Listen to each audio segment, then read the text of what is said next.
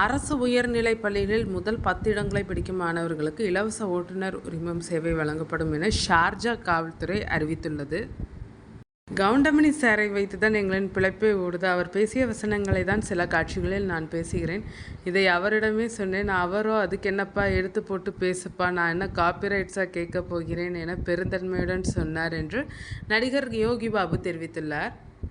ஹிஜ்ரி புத்தாண்டை முன்னிட்டு புனித காபாவின் கிஸ்வாவை மாற்றுவதற்கான பணிகள் தொடங்கிய நிலையில் புதிய கிஸ்வா விரைவில் அணிவிக்கப்படும். சென்னையில் உள்ள புழல், பூண்டி, செம்பரம்பாக்கம் ஆகிய 3 ஏரிகளில் சோலார் மின் உற்பத்தி செய்ய தமிழ்நாடு அரசு முடிவு செய்துள்ளது. புழல், பூண்டி, செம்பரம்பாக்கம் ஏரிகளில் மிதக்கும் சோலார் பேனல்கள் அமைப்பது தொடர்பாக விரிவான சாத்தியக்கூறு அறிக்கை தயார் செய்ய முடிவு செய்துள்ளது. திருவனந்தபுரம் ஏர்போர்ட்டில் பறவைகளை கட்டுப்படுத்த தினமும் ரூபாய் 3.24 லட்சத்திற்கு பட்டாசு வெடிப்பு.